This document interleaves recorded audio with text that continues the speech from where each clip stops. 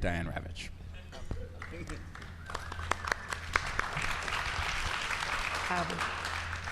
Thank you. I'm thrilled to be here to celebrate Jesse's book and the book that so many people contributed to, but I would be remiss if I did not acknowledge the presence of Mayor de Blasio and his wife, Shirlane.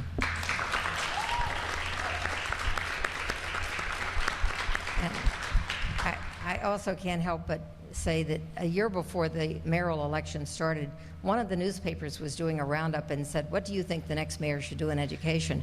And my proposal was that the next mayor should declare a 3-year moratorium on standardized testing.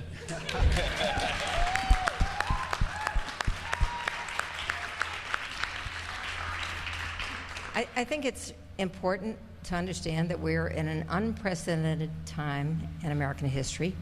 We have never had the federal government, up until No Child Left Behind passed in 2001, tell the whole country, have the U.S. Department of Education take control and say when and how children are to be tested, and to then punish schools and teachers who didn't measure up to what the federal government thought was appropriate.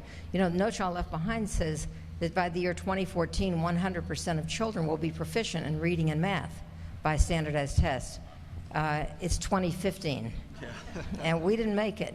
So Arne Duncan gives out waivers, and his waivers say, well, you don't have to be subject to that 100% rule, but what you do have to do is be subject to my rules.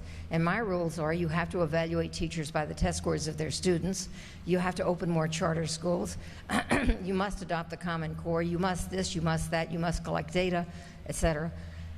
And he actually took the waiver away from the state of Washington because the legislature refused to go along with the teacher evaluation piece, and therefore every school in the entire state of Washington is a failing school and had to so inform their parents.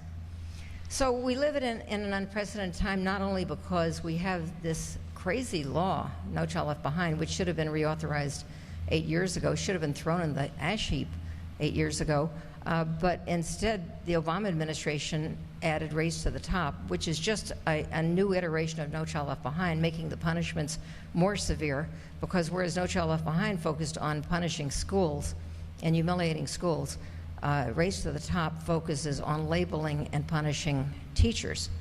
And many, many teachers have been fired. In fact, over the past, I just read this statistic in an article by Leo Casey, whom some of you may know.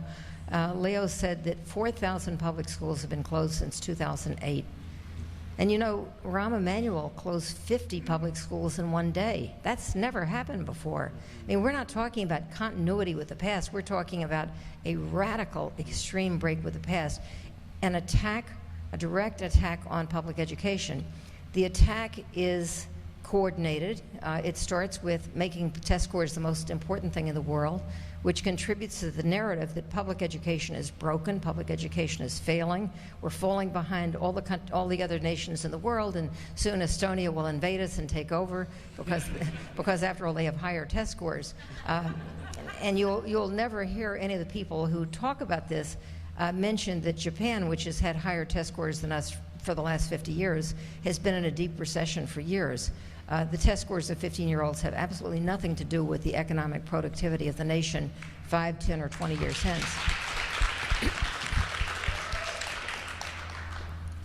But what's really scary is that the narrative of failing public schools is being hyped and ratcheted up by the Common Core because the tests are even harder than those that preceded them. And so in New York, whereas we previously had about 80% of the kids passing the state test, now we have 70% failing.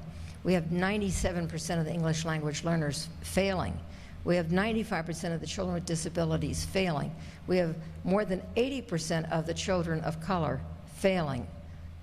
This is all an artifact. This is all Pearson and the State Education Department and the Board of Regents making a decision in advance that they wanted 70% of the kids to fail and saying that it was a validation of their civil rights. Excuse me, I don't understand the logic there. But when you look at what's happening in Washington, and Gia testified brilliantly the other day before the Alexander Committee, there is a bipartisan coalition that loves testing and thinks that if kids are not able to jump over a 4-foot bar, we should raise the bar to 6 feet and watch more and more of them fail.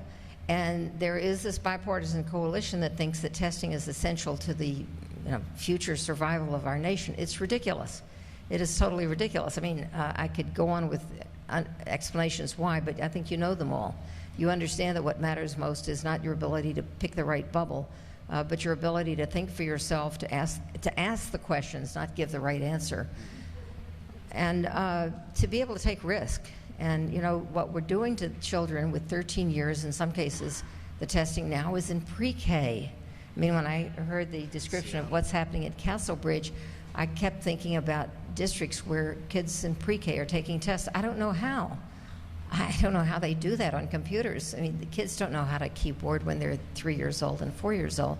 And there are kindergartens taking tests. In Florida, there was a child in hospice dying who was forced to take a test. I mean, what is this madness that has overtaken our society about standardized testing? I am possibly the oldest person in the room, and I can tell you I went to school where there were no standardized tests. And the only standardized test I ever took was the SAT, and there was no test prep for it. You just took it. And they said, oh, well, that's your score. And it's all changed now. Now the SAT is determined by who can pay the most for tutors. So it's just it turns out that the SAT, the ACT, and every test is a measure of family income. That's right. And if you haven't seen it, Lani Guinier has a new book out called The Tyranny of the Meritocracy, where she makes this case very clearly, which some of us have seen and argued for years, that whether you look at any of those scores, you can correlate them with family income. Without fail, the wealthiest are at the top and the poorest are at the bottom. So what the tests do is to redistribute privilege. And bottom line is, as I say, we're in an unprecedented moment in history. It means that we're in a place where we have all the powers that be lined up in favor of a really terrible regime. And the people who are most powerful don't really think very much about it. I mean, as you watched and listened to those senators talking about NCLB, you realize they really don't know very much about schools. They probably haven't been in a school since they were a student. Mm-hmm. And yet they're making these policies that then strangle our children and, in my case, grandchildren. And what can we do? And people ask me this question all the time, what can we do? The only thing we can do is to disobey. That's right.